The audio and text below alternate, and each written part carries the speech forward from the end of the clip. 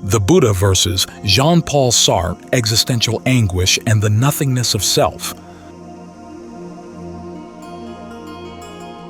Imagine just for a moment that everything you take to be you, your name, your personality, your story, is as unstable as a sandcastle at the edge of the sea. It's an unsettling thought. We spend our lives crafting identities, professional titles, social media profiles, personal beliefs. Yet, in quiet moments, perhaps late at night or during a sudden life change, many of us sense a kind of groundlessness.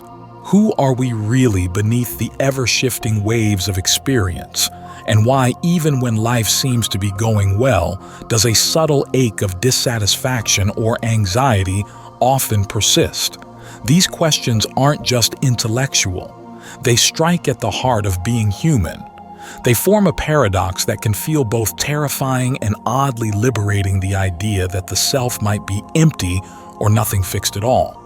This video essay dives deep into that very paradox, guided by two thinkers from completely different worlds, Gautama Buddha and Jean-Paul Sartre. What could a wanderer in 5th century BCE India and a French writer of the 1940s possibly have in common? As it turns out, quite a lot. Both grappled intensely with the instability of the self and the pain and possibility that comes with it. The Buddha taught the doctrines of Dukkha, suffering or unsatisfactoriness, and Anattā, not self, urging us to see that what we call self is a bundle of ever-changing processes. Nothing solid, nothing truly ours. Sartre, on the other hand, spoke of existential anguish and portrayed human consciousness as a kind of nothingness at the core of being, with no predetermined essence, condemned to be free in a world without given meaning. Why put these two side by side? Because in our 21st century lives, we're caught in a crossfire of these ideas more than we might realize. We hustle for success and identity in our careers, yet feel strangely empty on Sunday nights. We cherish freedom and individuality, but that very freedom can make us anxious. The classic existential crisis, when we stare at the ceiling wondering what on earth we're doing with our lives.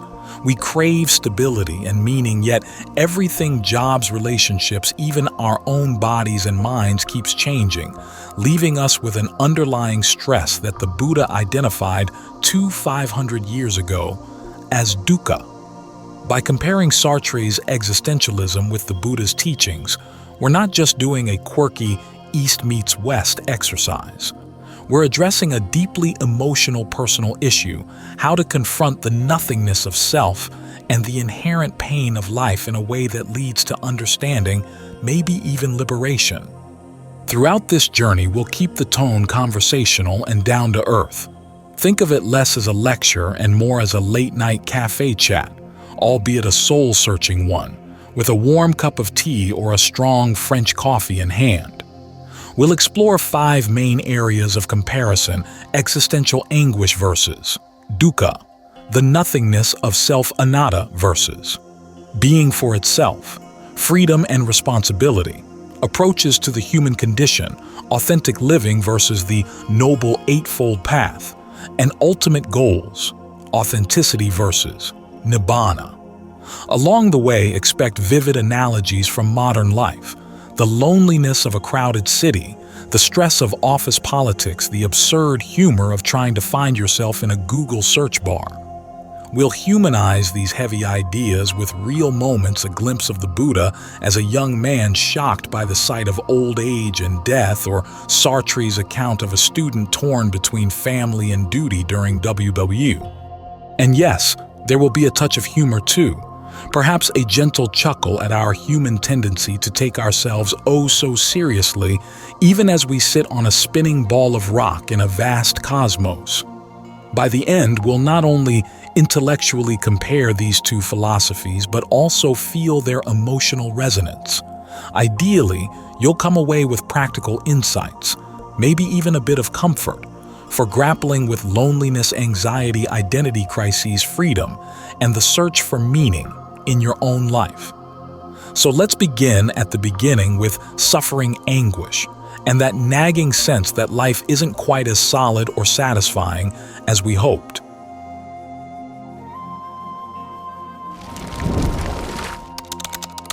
Existential anguish versus Dukkha. A 1965 photograph of Jean-Paul Sartre, eyes thoughtful behind thick glasses, perhaps mid-discussion at a Parisian cafe. When Jean-Paul Sartre spoke of existential anguish, he wasn't talking about a fear of spiders or public speaking.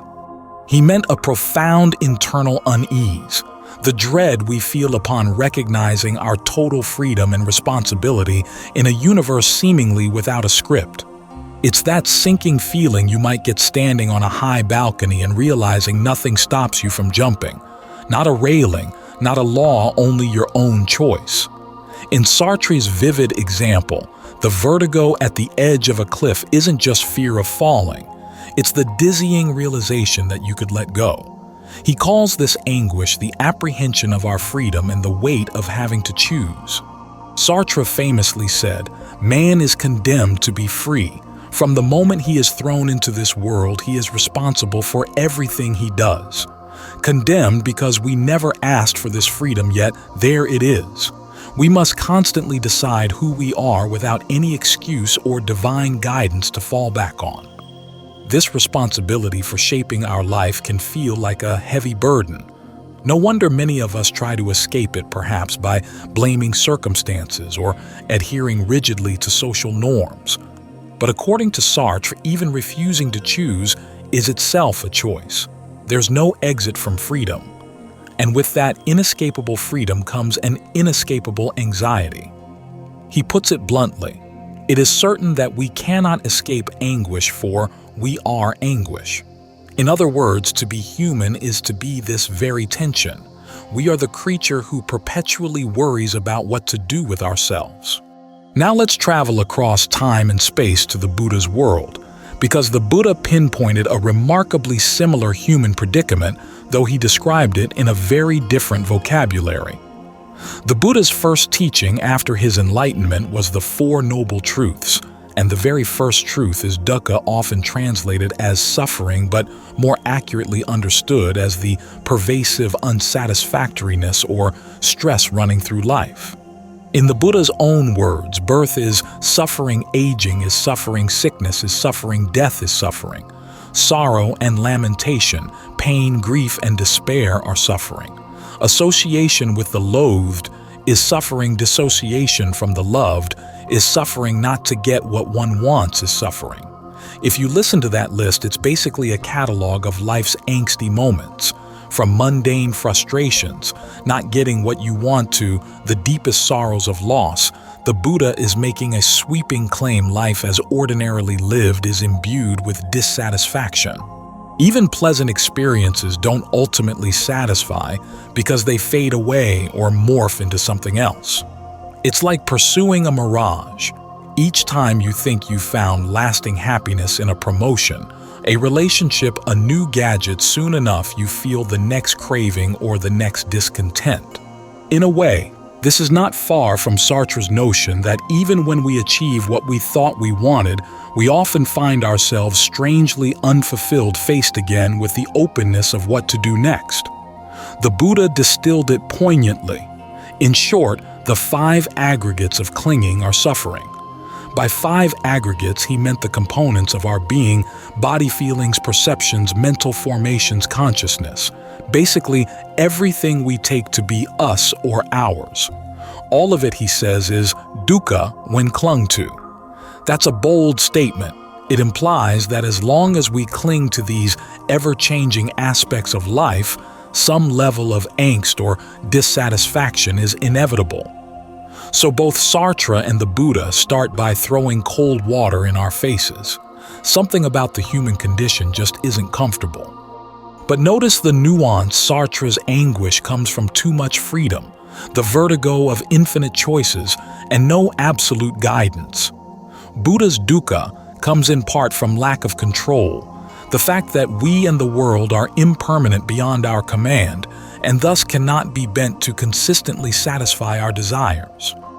At first glance, those might sound like opposites. One says we're burdened by freedom, the other, that we suffer because we're not in control, but they converge on a core insight. There is no fixed, stable ground to stand on. For Sartre, there's no given essence or divine plan to tell you who you are. You must create yourself, and that uncertainty brings anxiety. For Buddha, there's no permanent self or stable world to hold on to. Everything you call me or mine is in flux, and that instability, when resisted or misunderstood, brings suffering. Both identified a kind of underlying emptiness at the heart of things. Sartre's emptiness is the nothingness of the self that must invent itself, and Buddha's emptiness, while he used different terms like sunyata or voidness, is the insubstantial nature of all phenomena that we foolishly try to grasp. Let's humanize this a bit. Consider a modern scenario. You're in your early 30s scrolling through social media late at night. You see friends posting about career achievements, marriages, kids' world travels. Suddenly, you're hit by a wave of existential angst. What am I doing with my life? There's a pressure. You can choose virtually any path, especially if you're privileged with options, yet that very freedom to choose makes you anxious. This is Sartre's anguish on a Tuesday night via Instagram. Now, from another angle, perhaps you have a decent life, a job, a partner, etc. Yet, you often feel a subtle dissatisfaction. You get the promotion, and a week later you're stressed and restless again. You love your family, but sometimes feel lonely or misunderstood even among them.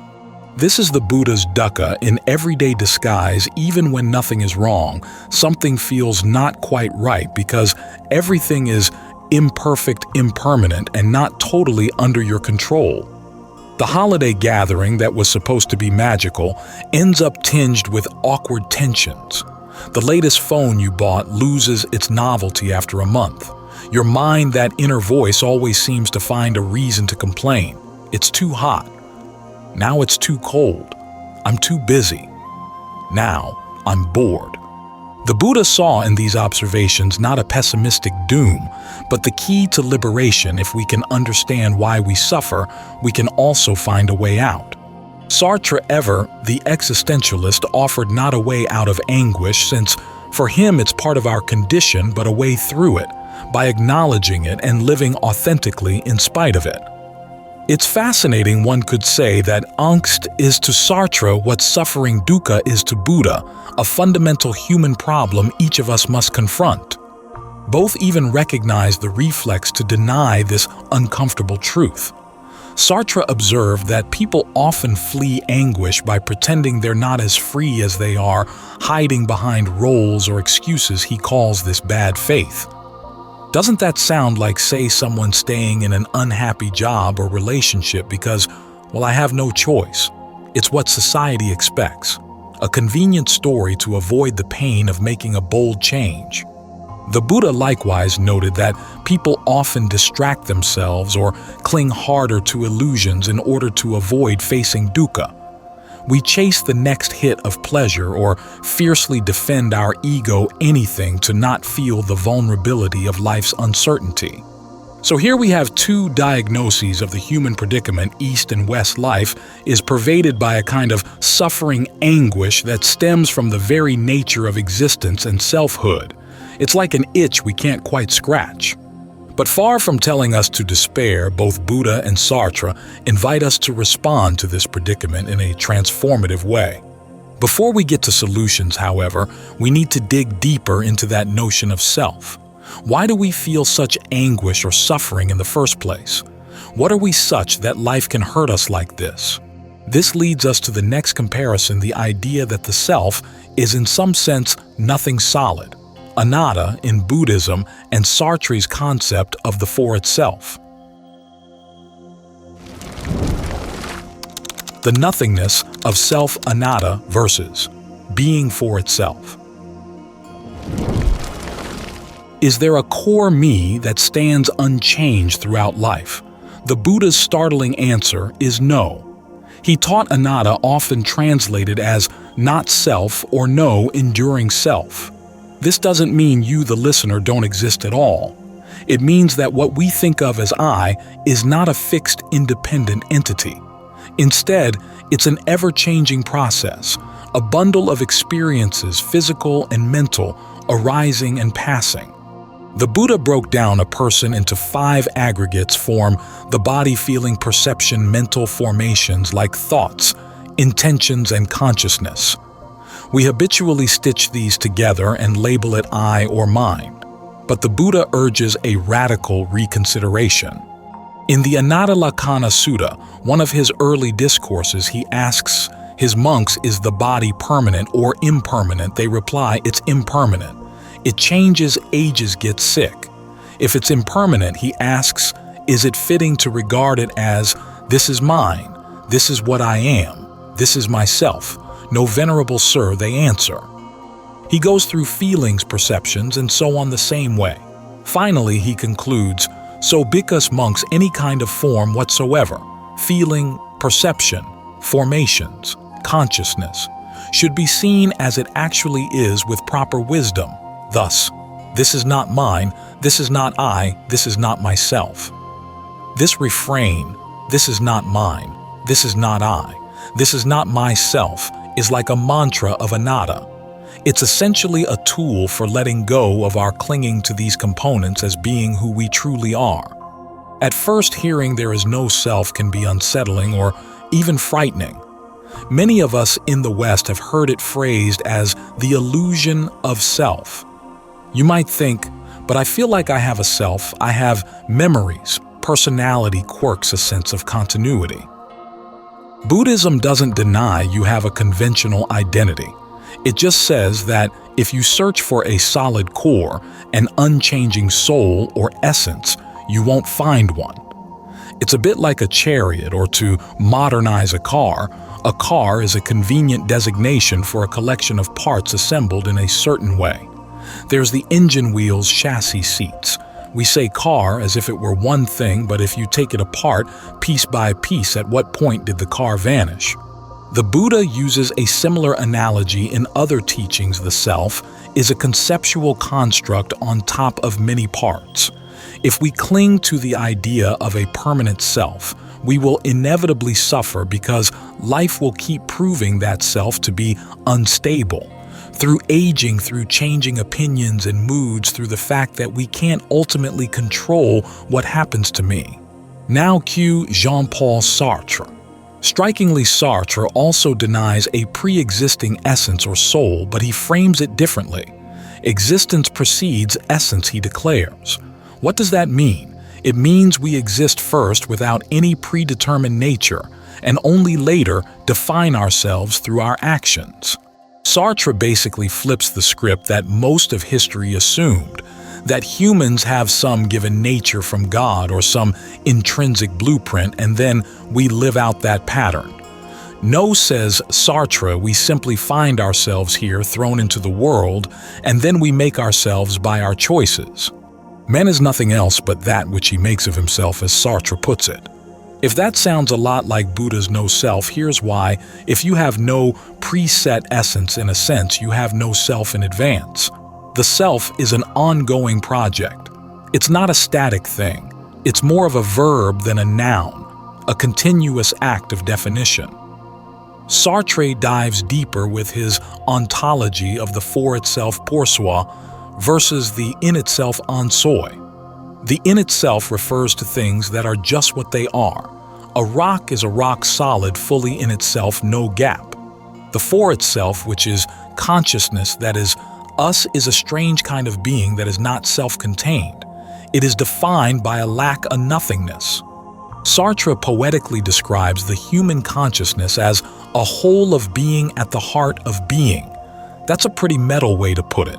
We are a whole of being, a nothingness that questions and negates given reality. Consciousness is always consciousness of something, always beyond itself, pointing to the next possibility, the future, the thing that is not yet. Unlike a stone or a chair, we are never just what we are. We are always what we are, not yet planning, hoping, fearing, becoming. If that makes your brain spin, think of it this way right now. You are not only what you're currently doing or feeling, you are also a multitude of possibilities of what you could do next, and you're aware of those possibilities. There's always a gap between you and your current state. Sartre's term for this gap is nothingness. It's the space of freedom, but it's also why we often feel an incompleteness. We are quite literally beings riddled with nothingness. And that is why we can change, why we can imagine, why we experience the kind of longing that we do. Notice how this resonates with the Buddhist view.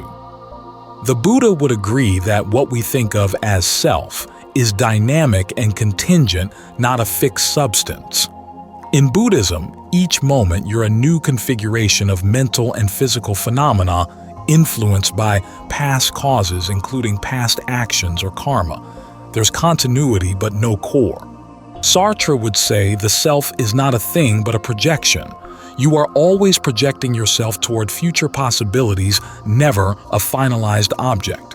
Both perspectives in their own idioms dismantle the idea of a static I. However, there's a subtle difference in emphasis. The Buddha sees the delusion of self as something to be seen through for the sake of liberation from suffering. When you realize deeply that the body and mind are not self, you stop clinging to them, which leads to peace. Sartre, by contrast, isn't trying to eliminate the self, but to define its nature. To him, the self, as people ordinarily conceive it, is a sort of fiction we constantly attempt to create. He even wrote an earlier essay called The Transcendence of the Ego, arguing that the idea of a personal ego is not an inherent property of consciousness, but something consciousness projects. In everyday terms, Sartre might say, you have an image of yourself, your ego, your identity story, but it's not a solid captain at the helm of your consciousness.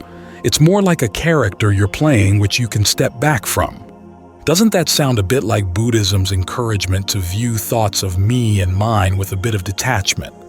In meditation, for instance, a practitioner might observe there is anger in me right now instead of I am angry, creating a space that de-identifies from the emotion.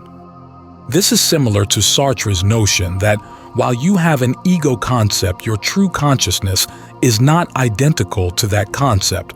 Consciousness is nothingness, a clear space in which such self-concepts appear and disappear. Let's bring in a concrete story for the Buddha's side. There is a well-known scene where the Buddha, after attaining enlightenment, was asked by a wanderer named Vacchagotta, "Is there a self? Or is there no self?" The Buddha famously responded with silence. He didn't answer directly either way. After Vacchagotta left, a disciple asked the Buddha why he remained silent. The Buddha explained that if he said there is a self, that would be misleading since it would encourage clinging to something that isn't ultimately there. If he said there is no self, Vacchagotta would misunderstand and fall into despair or nihilism, thinking life has no value or moral order. This is important. The Buddha wasn't just interested in abstract metaphysics. He was concerned with the practical effect of teachings. The point of Anattā is to help us loosen our grip on this idea of me, mine, myself, which causes so much defensiveness and fear. It's not to make us feel like meaningless zombies. In fact, counterintuitively realizing selflessness can be profoundly freeing and empowering. More on that later in practical applications. Sartre too could lead one toward a kind of liberation through recognizing nothingness. But it's a different flavor of liberation. It's the freedom to not be defined by any past or category. For example, Sartre talks about a bad faith scenario of a waiter in a cafe who is overly in character as a waiter, overly polite, nimble, trying to embody the idea of waiter perfectly. In doing so, he's denying the broader reality that he is not just a waiter. He's a free human who could at any moment choose to walk away, change jobs, break the act. Sartre isn't saying to be a flake and abandon your job on a whim, but he's illustrating how we often imprison ourselves in identities. We forget the nothingness at our core, the part of us that is not defined by current roles. And thus, we act as if we're predefined objects with no freedom. Recognizing your inner nothingness, that is, that you are not a thing but a no thing, and openness can jolt you out of that self-imposed prison. It's like saying, hey, you are not your job, not your social security number, not even your past mistakes. You are fundamentally the capacity to reinvent and redefine yourself. There's an exhilarating side to this. It means, as the existential psychologist Rollo May put it, the individual's capacity for self-awareness, and hence for freedom, is rooted in the fact of non-being, essentially because we're not locked into a being we can change. Now, if you put the Buddha and Sartre in a room, imagine the conversation. They'd likely agree on the analysis, but diverge on the solution. Buddha would say, yes, exactly, there is no solid self, so stop clinging to I, me, mine, and you'll stop suffering. Sartre would say, true, no preordained self, so accept your responsibility to make yourself. Buddha's no self is part of a path to Nibbana, liberation from the cycles of suffering. Sartre's Nothingness of Self is part of an exhortation to live authentically, embrace your freedom, and the fact that you create meaning. There's also a nuance in emotional tone. Anattā might sound cold or scary. If I'm not a self, what am I? But in the context of Buddhism, it's actually compassionate and relieving. You realize you don't have to take everything personally. The pains and changes of life aren't happening to a little permanent me. They're just natural processes unfolding. It's like a weight off your shoulders when deeply understood. Sartre's nothingness can also be intimidating, realizing I am the void that must give itself meaning, and indeed many find existentialist freedom daunting. Yet there's also a kind of dignity in it.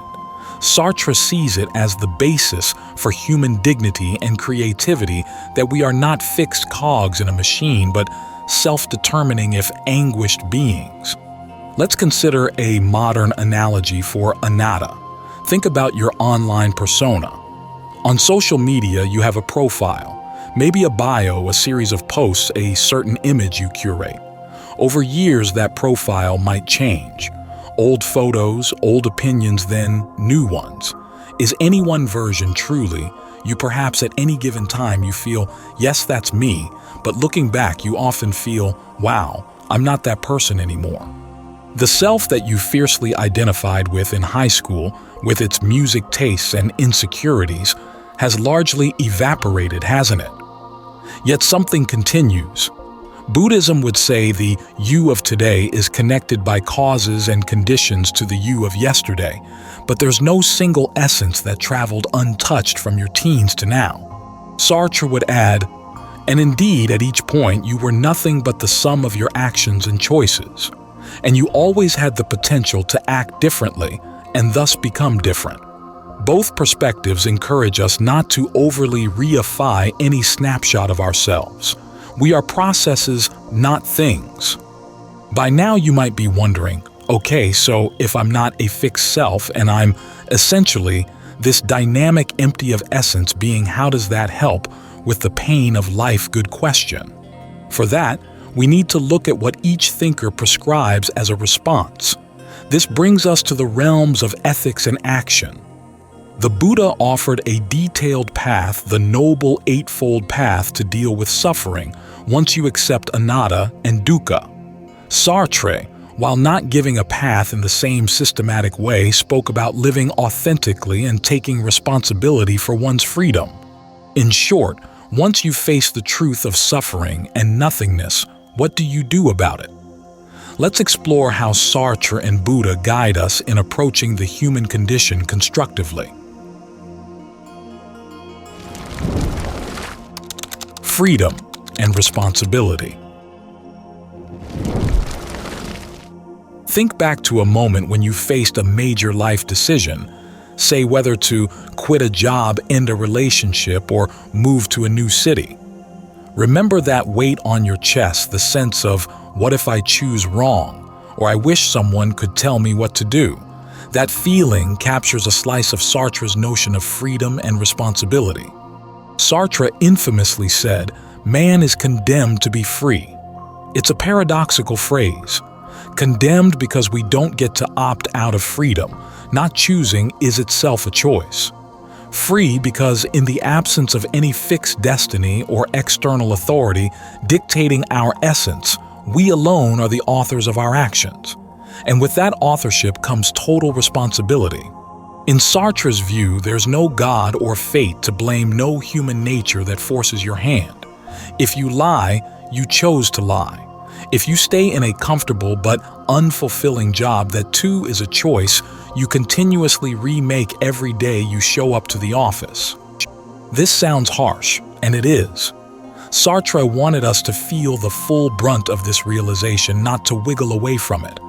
The anxiety or anguish that accompanies deep freedom is in a sense the proper response to understanding how much it matters what we do. He gives the example of a French student during the Nazi occupation torn between two courses of action: stay in France to care for his elderly mother, his only remaining family, or go to England to join the Free French forces and fight for liberation. No moral law or guru can tell him which is absolutely right. If he values patriotism and the greater good, maybe he should fight. If he values filial duty and compassion for his lonely mother, maybe he should stay. Sartre's point is that no general ethic can eliminate the anguish of such a choice. The student must choose, and in doing so, he in a way defines what virtue is for him in that moment. To Sartre, this heavy responsibility for our choices, and by extension our lives, is part and parcel of being free. When he says we're responsible for all men, he means that in choosing we create an example. We are implicitly saying this is what a human being should do, and thus we bear a kind of universal responsibility. It's as if each of us is a lawmaker who in every action legislates a value for the world. No pressure, right? Now the Buddha also talks about responsibility, but in a different key. Rather than framing it in terms of existential choice without excuse, the Buddha frames it as kama karma in Sanskrit and ethical intention. In Buddhism, kama literally means action, and especially intentional action. The Buddha said, "Intention, I tell you, is kama." Intending one does kama by way of body, speech, and intellect. This underscores that our volitions are what drive our moral life. Every choice, even what you think or say, not just what you physically do, plants a seed that will have consequences. Unlike Sartre's universe, the Buddha's universe has a sort of natural moral law. Wholesome intentions like kindness, generosity, wisdom eventually lead to pleasant outcomes or mental peace, and unwholesome intentions like greed, hatred, deceit lead to suffering down the line. This isn't a simplistic tit-for-tat or immediate cause-effect. It's a complex web that can span lifetimes in Buddhist thought. But crucially, we are responsible for our own deliverance. There's a famous verse where the Buddha says, "You yourselves must strive. The Buddhas only point the way." No one, not even a supremely enlightened being, can save you unless you walk the path yourself. This insistence on personal effort echoes Sartre's insistence on personal choice. Both philosophies in their own context say, no one else can live your life for you. The Buddha, like Sartre, rejects the idea of an external savior or fixed fate that overrides your own role. He even says if it were impossible to overcome unwholesome traits and cultivate good ones, he wouldn't bother teaching.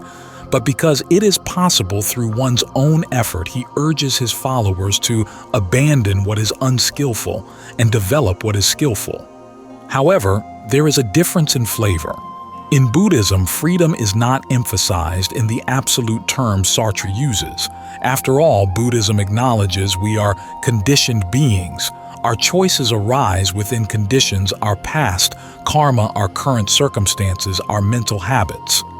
We do have free will in Buddhism, otherwise moral effort would be meaningless, but it's a conditioned freedom, not a Cartesian free agent floating in a vacuum. Sartre's freedom can feel almost absolute to the point that he says even a person in chains is free to interpret and react to that situation, albeit not free to undo the chains by magic. Sartre downplays the constraints to highlight that internal freedom of choice of attitude, and meaning always remains. Buddhism would agree we always have some degree of choice, but it also teaches humility about what is in our control versus not. A classic Buddhist contemplation is distinguishing between the arrows life shoots at you and the arrows you shoot yourself. For example, aging, illness, and death. Those are arrows life inevitably fires at all of us. In other words, they're beyond our choice. They will happen. But the despair, panic, or denial we might respond with, those are optional second arrows we shoot into our own heart due to mental habits, and those we can learn to let go of. In a way, Buddhist karma introduces a cosmic accountability. You are accountable for your actions not because of a human convention, but because the fabric of reality is such that unwholesome acts bring suffering and wholesome acts bring benefits sooner or later. Sartre's accountability is more of a radical personal accountability in the face of moral relativism.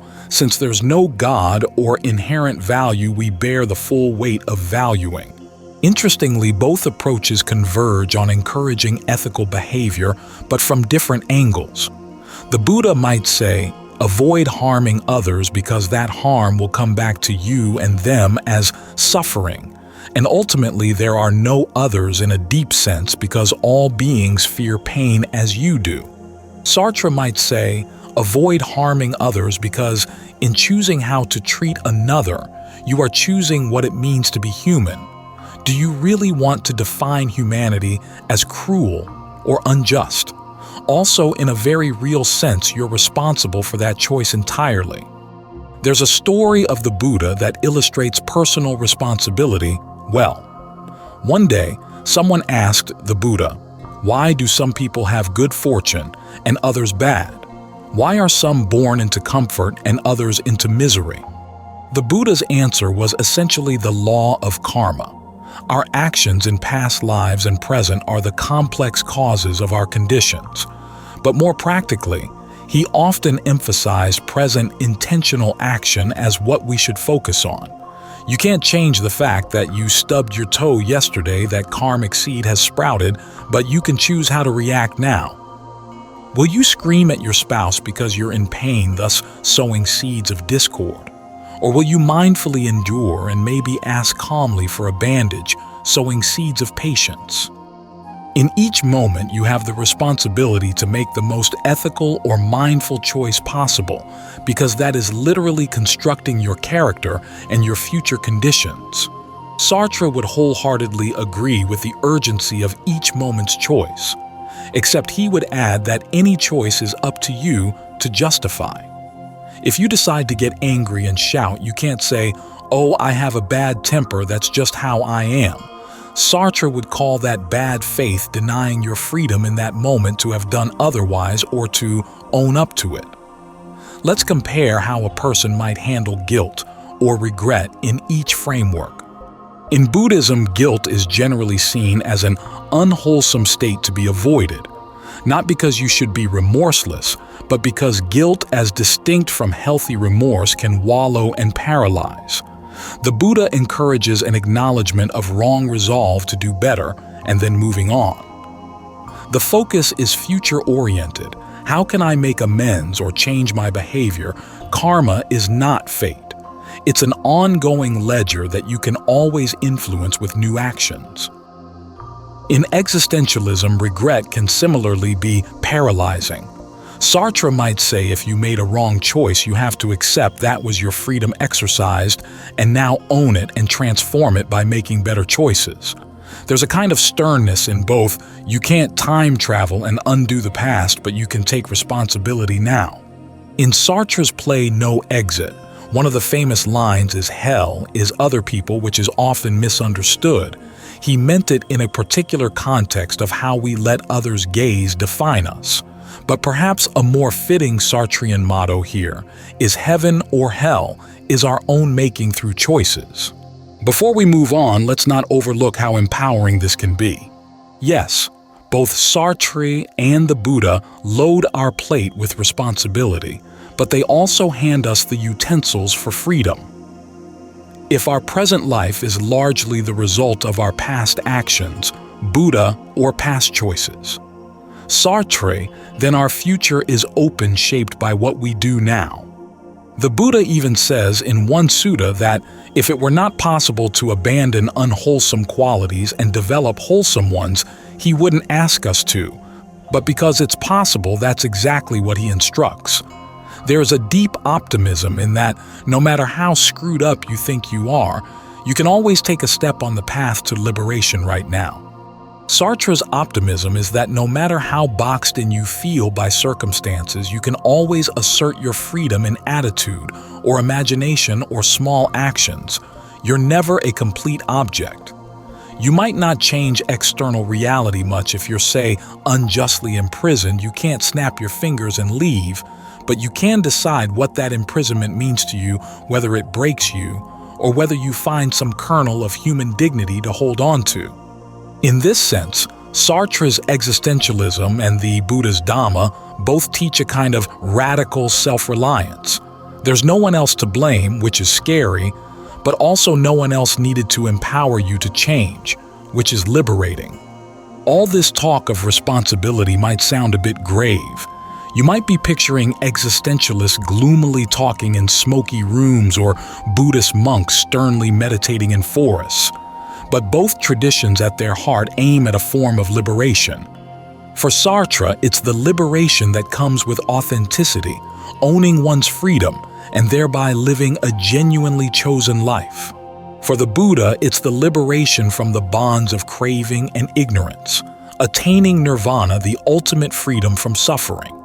So let's turn to how each envisions the way we should live to address the human condition, Sartre's idea of authentic living, and how to avoid bad faith and the Buddha's noble eightfold path as a comprehensive guide to end dukkha. Approach to the human condition: authenticity versus the noble eightfold path. How should we live given the truths of anguish, anattā, freedom, and responsibility? Sartre's answer can be summed up in one word: authentically. And the Buddha's answer can be outlined in 8, the Noble Eightfold Path. These are very different frameworks, but each is a response to the respective diagnosis of the human condition. Let's unpack them. Authenticity in the existentialist sense, a term actually more elaborated by Sartre's contemporaries like Heidegger and de Beauvoir, but certainly relevant to Sartre, means living in honest acknowledgement of the reality of your freedom and the reality of your situation. In plainer terms, it's about not lying to yourself. Sartre identified a common pitfall called mauvaise foi, or bad faith. Bad faith is essentially self-deception to escape existential anxiety. For example, the waiter we mentioned earlier who pretends he's just a waiter and not a free individual who could choose otherwise. He is in bad faith, playing a role too wholeheartedly to dodge the angst of freedom. Another classic Sartre example, a woman on a first date who chooses to ignore the obvious sexual undertones of her companion's compliments, neither accepting nor rejecting the implied advance. She lets her hand remain in his, pretending not to notice it, delaying the moment of choice. She is hovering in bad faith, trying not to acknowledge her freedom to respond either yes or no to his interest. In each case, authenticity would mean owning up to what's really happening. I am more than this social role, or I know what I'm doing here and I accept responsibility for it. To live authentically is to stand face to face with the truth of your condition, that you're a being who chooses in a world that might not have inherent meaning except what you give it, and still act with integrity to your own chosen values. Authenticity for Sartre doesn't mean be true to some inner self. Remember, there is no fixed inner self to be true to. It means be true to the fact that you are the one choosing yourself. It means not hiding behind formulas, authorities, or excuses. This can lead to a life of great courage and creativity. Consider someone like Sartre himself, who during World War II was involved in the French resistance. He risked his life because he believed in freedom and took responsibility for fighting oppression. Or consider any person today who defies societal pressure to follow their own meaningful path. Say, leaving a high-paying job to work on climate activism because they feel that's more authentic to their values. There's no external rule commanding that. It's an internal commitment.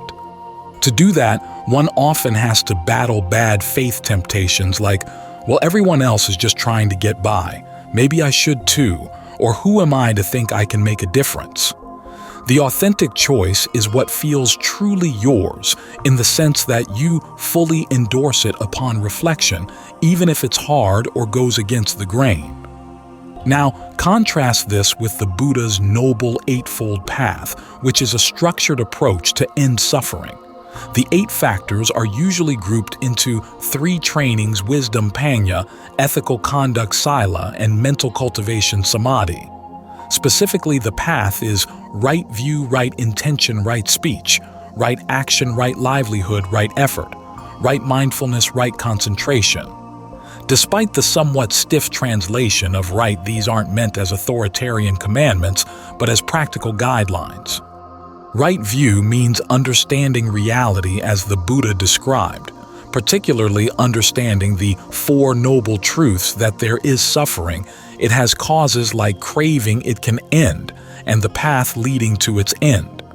Right intention means aligning your motivation with renunciation, goodwill, and harmlessness as opposed to desire, ill will, and cruelty.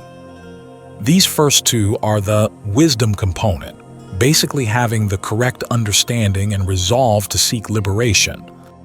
Then come the morality pieces: right speech, no lying, harsh speech, slander, or idle chatter, basically speak truthfully and kindly. Right action, don't kill, steal, or engage in sexual misconduct. Instead, act honestly and peacefully. And right livelihood, don't engage in trades that harm others. For example, don't be a weapons dealer or drug peddler. Earn a living in an ethical way. These might sound like rules, but they're all about creating a life that causes minimal harm and maximal benefit, which in turn supports inner peace. If you lie and harm your mind is agitated and relationships suffer. If you live ethically, you have self-respect and trust from others, fertile ground for happiness. Next, the mental cultivation right effort means making a continual balanced effort to prevent unwholesome states and to cultivate wholesome states in your mind. Right mindfulness is the practice of clear awareness of body feelings, mind and principles dhammas, essentially living with attentive presence and insight moment to moment. And right concentration refers to developing deep meditative absorption jhana, which focuses and tranquilizes the mind, allowing it to see things as they are. That's a lot. But one striking thing is how comprehensive the Buddha's approach is. It addresses our view of reality, our heart's intentions, our day-to-day ethical behavior, and our inner mental training. It's like a holistic therapy for the human condition. If dukkha is the illness, the Eightfold Path is the cure. It's quite practical. You can observe precepts, meditate, etc., and see results in reduced greed, hatred, and delusion. Now, how does authenticity compare to the Eightfold Path? On the surface, Sartre's approach seems less structured. There's no Eightfold Path to authenticity. Existentialism intentionally resists such formulas. It would ironically be inauthentic to just follow a preset list to be authentic. Instead, existentialism asks each person to create meaning and ethics through living. That said, existentialists do discuss values and how an authentic person might behave. They emphasize commitment.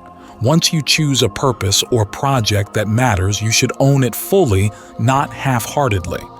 There's also an emphasis on honesty and courage, because authenticity often requires confronting uncomfortable truths like one's own contradictions or society's expectations and acting in spite of fear.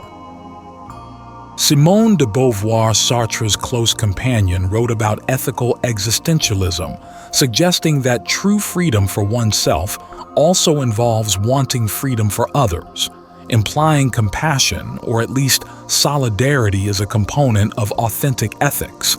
This is interestingly parallel to Buddhist ethics, which stress compassion for all beings. Let's imagine an authentic person versus a Buddhist practitioner. They might look quite similar in some ways.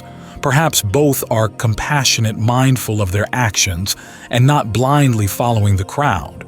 But their inner compass differs. The authentic person's compass is self-derived values.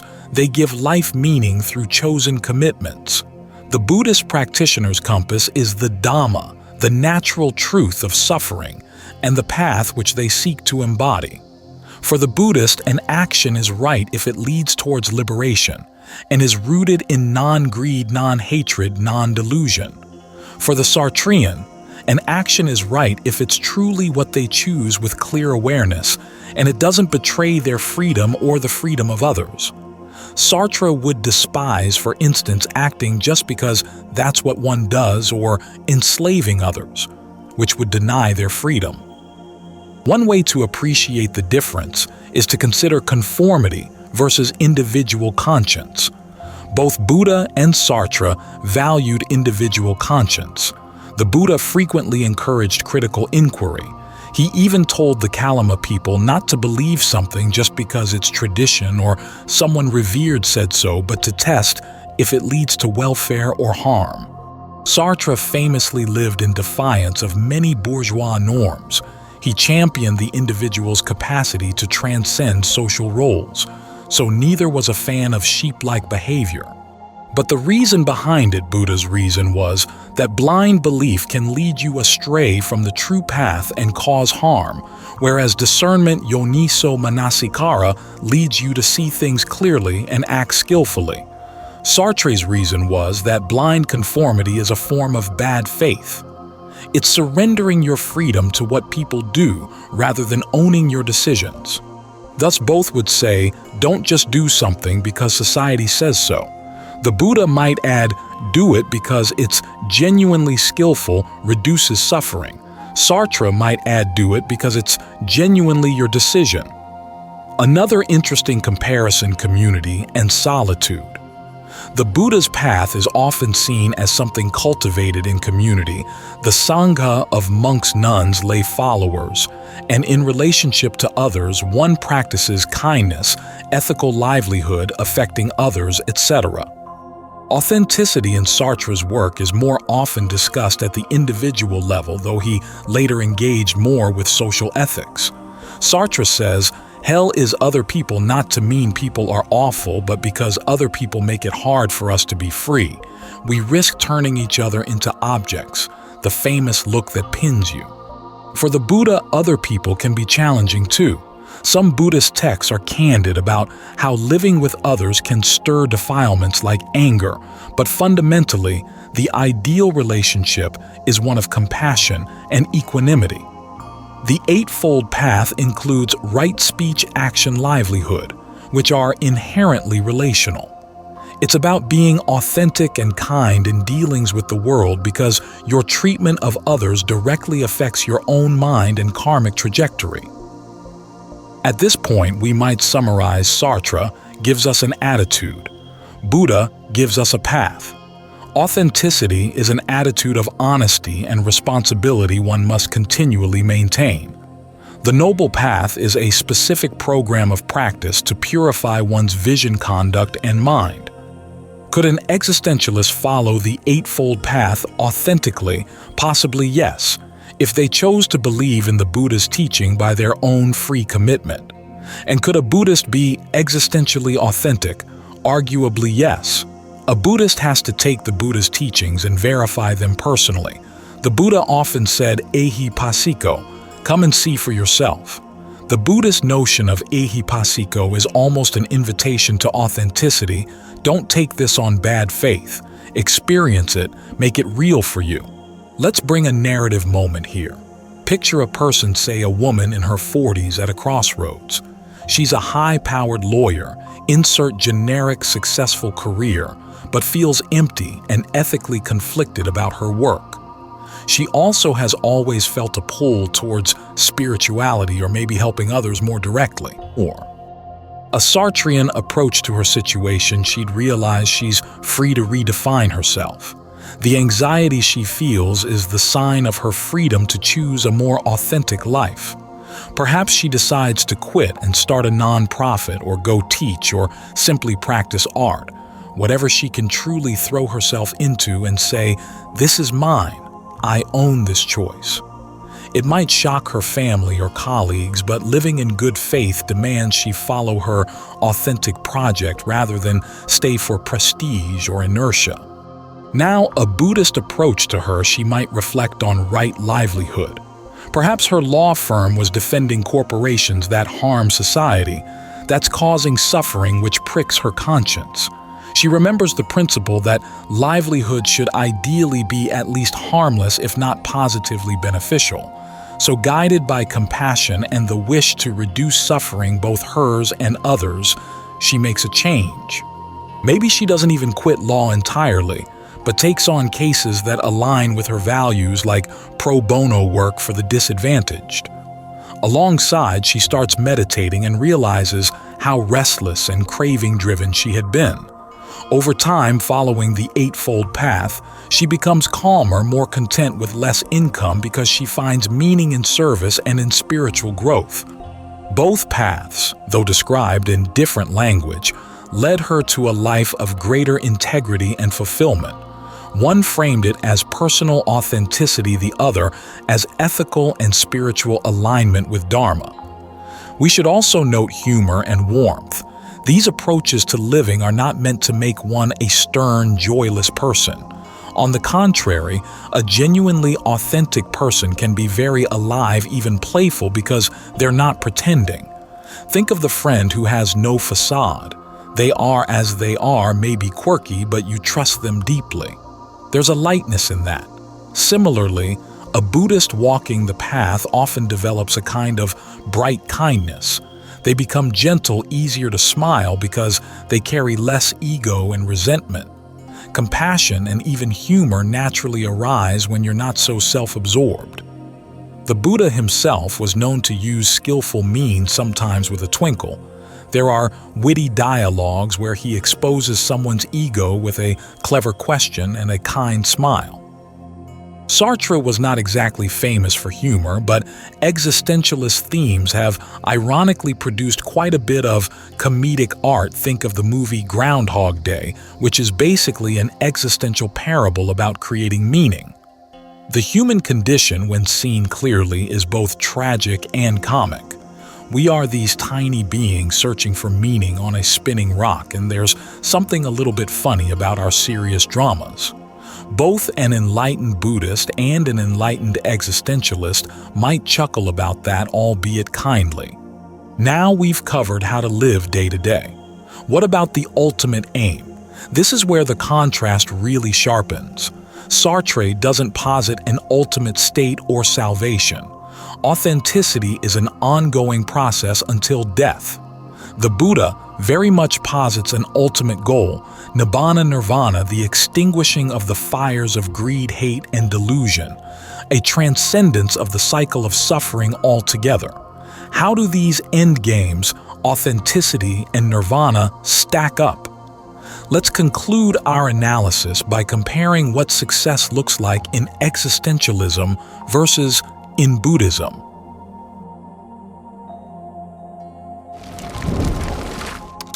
Ultimate goals, authenticity versus Nibbana. If life is a journey, where did Sartre and the Buddha imagine this journey ideally leads? For Sartre, an existentialist, there isn't a final destination one reaches like a trophy. Rather, the goal is more about how one travels. The goal, if we can call it that, is living an authentic, meaningful life of one's own creation. It's a bit like saying the goal of dancing is not to end up at a certain spot on the floor, but to dance well, passionately and truly, until the music stops. In existentialism, death is the ultimate end of individual existence, and there's no afterlife or eternal bliss to attain. Sartre was an atheist, so the focus is on making meaning here and now. Sartre would likely say, an authentic life is its own fulfillment. Even though we are anguish, as he said, we can also take ownership of that anguish and not be paralyzed by it.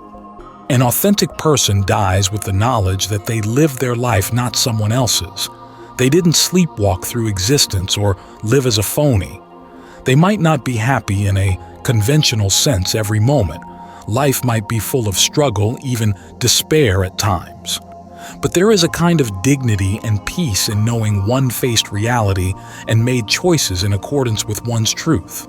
Sartre also spoke of commitment, the idea that we define ourselves by our commitments to causes or projects. So if someone, say, dedicates their life to humanitarian work out of a deep, freely chosen concern for others, that commitment gives their life an objective meaning because they've made it so. They won't point to a heaven or a next life. They'll point to what they did, who they became through their actions. One might ask, does Sartre expect any kind of contentment, or is it all just responsibility and no reward? It's true, existentialism doesn't promise bliss, but there is a certain joy in authenticity. A J.S. Bach famously said, "The authentic person experiences a sense of adventure and curiosity in the very act of shaping a self." Okay, Bach didn't say that, but he should have. In seriousness, think of moments you've been deeply immersed in something you chose. Maybe writing a book, raising a child, or even just traveling spontaneously. Even when it was hard, you probably felt alive. That aliveness is what existentialists want for us, a life where you're awake to your freedom and actively engaging in the project of living. In Sartre's novel Nausea, the protagonist Roquentin feels a wave of disgust and meaninglessness about existence. Everything seems absurd, but in the end, spoiler alert for a philosophical novel, he realizes that he can create meaning, for instance, through music or writing, to do something as an affirmation of existence. It's a modest redemption. Existence may have no inherent meaning, but it's not a lost cause if you pour meaning into it. That's as close to a happy ending as Sartre gives. It's like meaning isn't found, it's made, and making it is a kind of salvation from despair. Now turn to the Buddha's ultimate goal, Nibbana, Nirvana. Here we have a very clear there to get to, even if it's a there that is ultimately beyond conventional conceptions.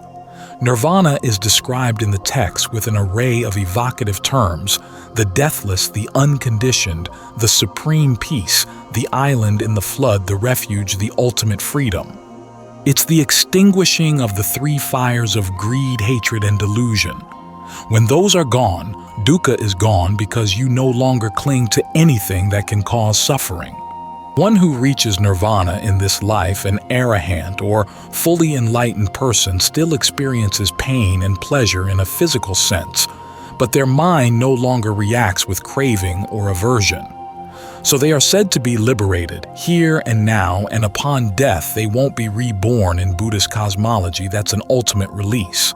It's not annihilation exactly, nor is it a heaven. It's a liberation beyond description. In fact, one sutta says that describing nirvana in terms of self or not self doesn't apply because it's beyond all conditioned phenomena. Often it's defined negatively: no more greed, no more hate, no more delusion. But the result is profoundly positive, boundless compassion and equanimity, unshakable peace. The Dhammapada, a beloved Buddhist text, says, "There is no bliss higher than the peace of Nibbana, and Nibbana is the highest bliss." Imagine the deepest contentment you've ever felt. Multiply that and imagine it untainted by any fear or restlessness or doubt. That's the kind of fulfillment nirvana promises. It's an end in a way that authenticity is not. Nirvana is the finish line of the path after which one's task is done. From a Western standpoint, one might equate nirvana to something like enlightenment or spiritual awakening, which sounds very lofty. It is. It's beyond normal experience, though accessible through the path. A key difference: nirvana is universal, meaning it's the same goal for everyone. There isn't my nirvana versus your nirvana. It's a truth or reality to be realized. Authenticity is individual. My authentic life will look different from yours. There's no one-size-fits-all project. In fact, Sartre would be suspicious of any suggestion that there's one ultimate goal for all humans besides the general condition of making choices. So where Buddhism says this is the ultimate reality and peace attainable through X, Y, Z, Sartre says there is no ultimate given meaning. You have to choose your direction. However, interestingly, both emphasize a kind of freedom as the peak. In Buddhism, nirvana is often equated with the ultimate freedom, vimutti, freedom from suffering, freedom from the compulsions of craving and ego. In existentialism, authenticity is about exercising freedom fully. In either case, freedom is bliss, but defined differently. Sartre's freedom is the freedom to do or to become freedom as agency, while Buddha's freedom is freedom from the binding forces of greed, hate, delusion, freedom as release. One might say, borrowing a phrase, Sartre's freedom is the freedom of action, the Buddha's is the freedom of non-attachment. Another interesting parallel: both ultimate goals involve a reconciliation with nothingness. For Sartre, you never get rid of the nothingness at your core. You just learn to live with it and use it freedom again. For a Buddha or enlightened person, they've seen through the illusion of self-nothingness, of self-realized, and seen the emptiness of all phenomena in Mahayana terms shunyata. They fully embrace that emptiness, but they're at peace with it. Actually, in Buddhism, the realization of emptiness is said to be inseparable from compassion and bliss. So where an unawakened person might find the idea everything is empty, depressing, or scary, an awakened one finds it beautiful and liberative. Possibly, if an existentialist truly faces the nothingness of existence, they too might break through fear into a kind of exhilaration. Think of the moment you stand under a sky full of stars, aware of your smallness, nothingness. You might feel insignificant, but also a strange awe and freedom knowing that in this vast emptiness, anything is possible. Emptiness can be freeing. It's worth noting that neither Sartre nor Buddha advocates nihilism, though both were accused of it by detractors. Nihilism would say there's nothing meaningful, so nothing matters. Buddha clearly believes a great deal matters. Ethical living matters, ending suffering matters supremely. Sartre also believed life can have intense meaning, just that it's self-made, not handed down from heaven. When criticized, Sartre responded that existentialism, far from plunging people into despair, is actually an optimistic philosophy, because it declares that no matter what, you are free and can find a way forward. Similarly, the Buddha's teaching, while starting with life is suffering, is profoundly hopeful because it says suffering has an end if you follow the path diligently. So what about emotional resonance of these end goals? Nirvana might evoke the image of a serene monk under a Bodhi tree, smiling gently in deep tranquility. Authenticity might evoke the image of, say, a passionate artist who lives boldly and dies satisfied that they truly lived. Both are appealing in different ways. One is about transcendence, stepping out of the whole play of human trivialities into a higher peace, the other about immanence, finding depth and meaning within the human condition itself. Some might say the Buddha's goal is otherworldly, even though it's experienced here, and now it's beyond normal existence, whereas Sartre's is worldly, all within life. However, Buddhist enlightenment also manifests in the world. Enlightened people still walk and talk and help others. They don't evaporate until maybe after death, depending on your interpretation. There's a story of Thanda, a villager who asked the Buddha, "What do you gain from meditation and enlightenment?" The Buddha replied, "Nothing. But let me tell you what I lost: anger, anxiety, depression, insecurity, fear of old age and death." That captures Nirvana's pragmatic side. It's the elimination of negatives resulting in unshakable contentment. Sartre might have quipped, "Well, remove anxiety and you remove the zest of being human." He often felt these discomforts are part of the human tapestry. Yet I suspect even Sartre would admire someone who had truly conquered their inner demons, as long as they did it themselves and not by clinging to some illusory crutch. In the end, perhaps the goals converge in a surprising way. Authenticity and nirvana both result in fearlessness and genuine presence. The enlightened Buddhist has no fear of death or anything else. They have no selfish attachments left, so what is there to fear or be hurt? They fully accept reality as it is.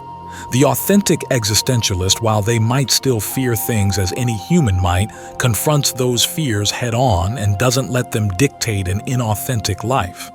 They too face reality as it is. No comforting lies, just raw existence which they sculpt. Both ideally meet the world with clear eyes and an open heart. Before wrapping up, let's also acknowledge few reach the ultimate in either system. Not everyone becomes a Buddha, and not everyone becomes a completely authentic hero. These are asymptotic goals, guiding stars. But even moving toward them improves one's life. You might not attain nirvana in this lifetime, but by practicing the path, you'll almost surely become a kinder, calmer, wiser person. You may not become a paragon of existential authenticity in every waking moment. We all have our self-deceptions now and then, but by striving for it, you can lead a life with more courage and personal meaning than if you hadn't tried. In that sense, both philosophies have practical value, even short of their ultimate promises. We've journeyed through a lot: suffering and angst, no self, and nothingness, freedom's burden, ethical living, and the highest ideals of each. It's time now to distill some practical applications for our everyday modern lives, because all this philosophy only matters if it can speak to that loneliness at 2 a.m., or that anxiety on Monday morning, or that identity crisis at midlife. Let's translate these grand ideas of the Buddha and Sartre into some down-to-earth advice and reflections that we can actually use. Practical life applications. Compare doctrines. It's another to face an empty apartment on a lonely night, or to deal with a thankless job, or to figure out who you are in a world that often seems shallow or chaotic. Here are some actionable and emotionally resonant ways we can draw on both the Buddha's and Sartre's insights to navigate common struggles. Dealing with loneliness and feeling unseen. Both existentialism and Buddhism start from acknowledging some form of emptiness. Sartre might say, yes, you are alone in the sense that no one else can live your life or make your choices. But this also means you have the freedom to create connections on your own terms. Instead of seeing loneliness as a curse, you can view it as the space in which you choose how to relate to others authentically. For example, if you feel isolated in a crowd, a common urban experience, realize that nothing is stopping you from reaching out. Strike up a genuine conversation. Seek out a community or cause that matters to you. True, it's a risk. You could be rejected or misunderstood. But Sartre would nudge you that not choosing staying in silent loneliness is still a choice, and likely a less fulfilling one. Meanwhile, the Buddha would approach loneliness from a different angle. Who is alone? What is this I that feels so separate? He'd encourage a contemplation of anattā. Much of our loneliness comes from the sense of being a fixed self cut off from others. Through practices like loving kindness, meditation metta, you can expand your sense of self to include others, breaking down the barrier. You realize others suffer and feel lonely just like you, This understanding ironically makes you less lonely because you see you share a common human experience. On a practical level, try sitting quietly and sending kind wishes to people. Friends, family, strangers, even difficult people. May they be happy. May they be at peace. This Buddhist exercise softens the heart and often melts that icy loneliness into a feeling of connectedness. In essence, Sartre gives the pep talk to take responsibility to find your people or create new relationships bravely. Buddha gives the method to feel connected even when you're physically alone, by realizing Anattā, no separate self, and cultivating compassion. Facing anxiety and identity crises. Anxiety, especially existential anxiety, can feel like a free-floating dread with no easy fix. When you're anxious about who you are or what you're doing with your life, Sartre's perspective can be oddly comforting that anxiety is not a sign that something's gone wrong. It's a sign you're alive and aware. It's the birth pain of freedom. Instead of trying to numb it, you might ask, okay, what is this anxiety telling me about my life? Is it because I'm not living in accordance with what I deeply value? If yes, that's an invitation to change course. If you're hit with an identity crisis, say you realize you hate the career you spent a decade building, existentialism gives you permission to pivot. Existence precedes essence means you weren't born to be a lawyer or a coder or whatever. You can reinvent yourself. It's never too late while you're alive.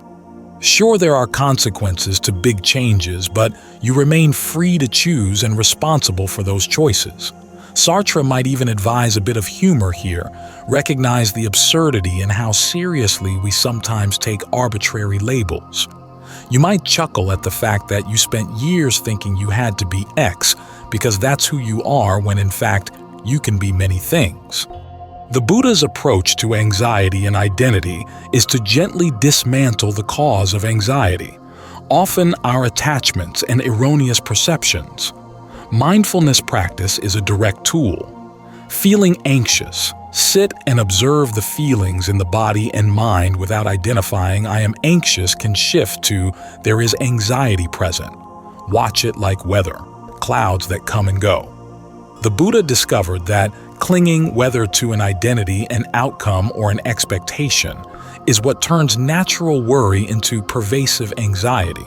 By using mindfulness and insight, you can literally watch anxious thoughts arise and fade without chasing them. This creates space and calm. Also reflecting on impermanence, Anicca helps in an identity crisis. Every aspect of you has changed over time. This current upheaval is just another change. And because things change, today's confusion can be tomorrow's clarity. On a practical note, journaling can be a quasi-Buddhist existential practice. Write down, who am I, and answer it from Sartre's view, I am what I do. So what do I want to do now? And from Buddha's view, what experiences and qualities are present right now, and are they truly? You may find after some pages that the identity that felt so solidly in crisis is actually quite fluid and open. That realization itself reduces anxiety and opens you up to creative possibilities. Coping with workplace pressure and the rat race. Many people feel like they're on a treadmill. The 9-to-5 grind, the mortgage, the expectations. It can feel meaningless or suffocating. Sartre would likely challenge you. Who are you doing this for? If it's truly your choice to prioritize, say, providing for your family or achieving certain goals, then own it. Do it as your project. But if you're just on the track because everyone else's wake up, you're free to step off or change direction. In practice, that might mean re-evaluating your definition of success. Perhaps authenticity calls for a better work-life balance, even if it means a smaller paycheck. There's a quietly rebellious joy in deciding I don't actually care about climbing this corporate ladder I'm supposed to care about. I'd rather garden in the afternoons or play with my kids. Existentially, that's valid. You're choosing your value family time or personal sanity over societal status. The Buddha would add, remember right livelihood. Is your work in line with your values and causing no harm? If not, the dissonance will cause dukkha. Maybe that's one reason for your stress. He'd also advise bringing mindfulness into your workday to break the cycle of autopilot. Even small acts like taking a 5-minute breathing break or eating lunch without scrolling on your phone can restore a sense of presence instead of feeling like a hamster on a wheel. Moreover, Buddhism encourages contentment santuthi, an antidote to the endless craving for more that fuels the rat race. A small reflection each morning lists 3 things you're grateful for in your life job. Gratitude and contentment douse the fire of constant craving, making you feel more fulfilled with what is rather than fixated on what's missing.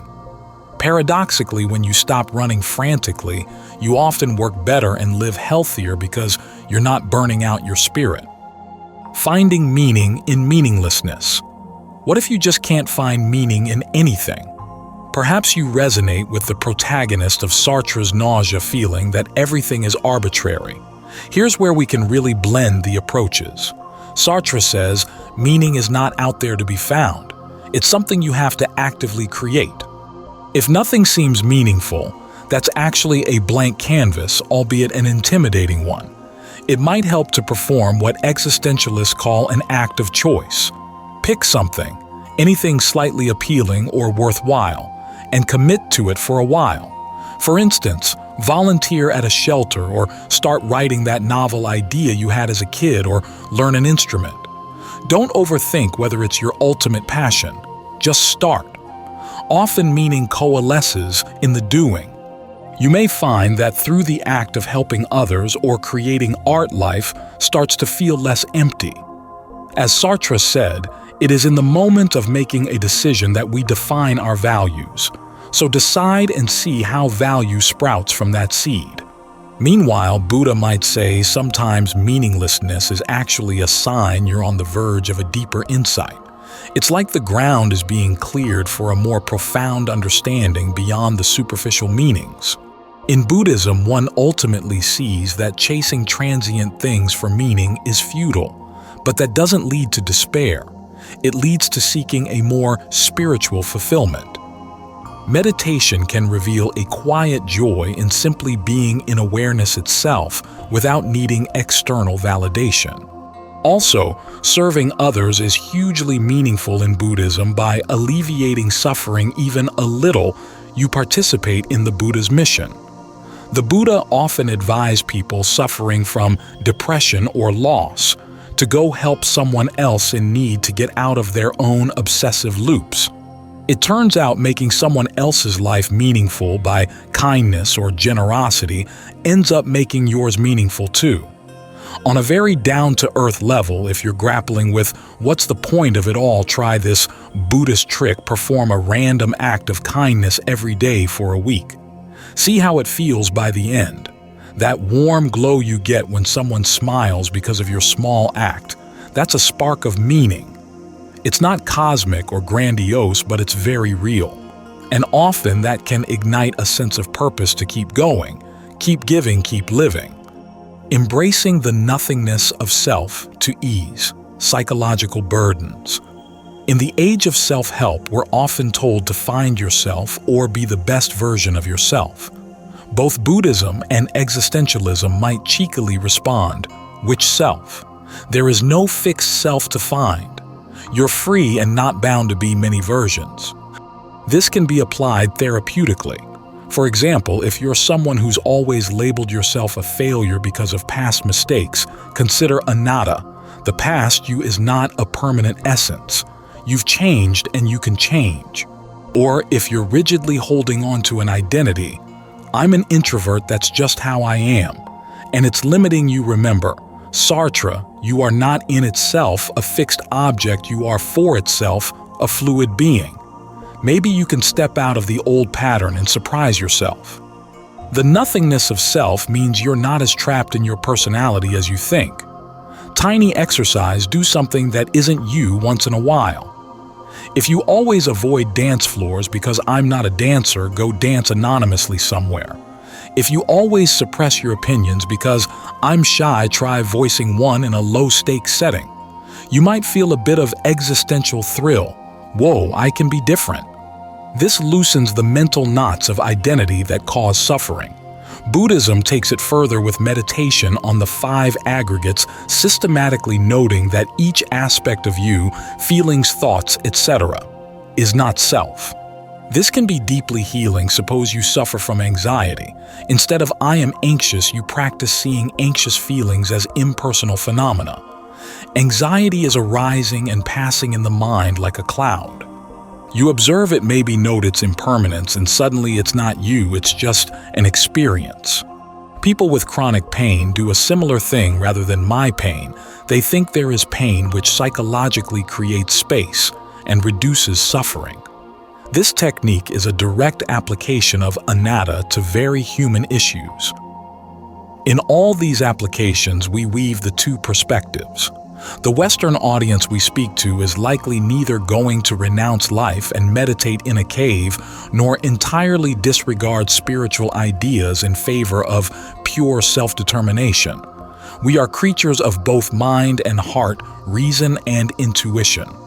Sartre speaks to our mind and will urging us to take charge, while Buddha speaks also to our heart, urging us to let go and open up. When you're anxious, sometimes you need Sartre's kick in the pants, your free act, and sometimes you need Buddha's gentle hug, breathe, let go of that tight selfing. They're complementary. One gives courage, the other gives calm. One says, do, the other be. Together they can help us be thoughtfully doing or do mindfully being. Finally, it's time to conclude with a reflection that ties this all together, an emotional and philosophical parting note. And what better way than with a memorable quote that encapsulates the spirit of what we've explored. Conclusion. We began with a paradox that our very self might be nothing, and that this nothingness could be the source of our deepest anguish, and perhaps our liberation. Along this journey, we've seen the Buddha, in his compassionate analysis, reveal that clinging to a false idea of self and chasing satisfactions that can't last only leads to suffering. And we've watched Sartre, with his unflinching gaze, strip away our excuses and confront us with our freedom, daunting as it may be, to create meaning in an absurd world. It's been a tale of 2 insights, one of letting go and one of stepping up. And maybe, just maybe, they're 2 sides of the same human quest for peace and authenticity. Emotionally, there's something profoundly reassuring in knowing that a wise teacher over 2 millennia ago and a bold philosopher in the last century both grappled with the very feelings we have today. The stress, the emptiness, the longing for purpose. They didn't sugarcoat it. The Buddha walked away from a royal life of pleasure because he realized that no amount of luxury could hide the realities of sickness, aging, and death. He made it his mission to find a deeper truth. Sartre, after seeing the horrors of war and the shallowness of societal facades, refused to accept that we're just cogs in a predetermined machine. He proclaimed with fierce hope that we are free, we are responsible, and we can imbue our lives with meaning through our choices. Both in their own way believed in the potential for human transcendence, not through divine intervention, but through understanding and confronting reality. What can we take away from their combined wisdom? Perhaps a kind of fearlessness in facing ourselves. We can learn, like the Buddha taught, to gently observe our pain, our cravings, and our egos, and realize this is not mine, not I, not myself, thereby loosening suffering's grip.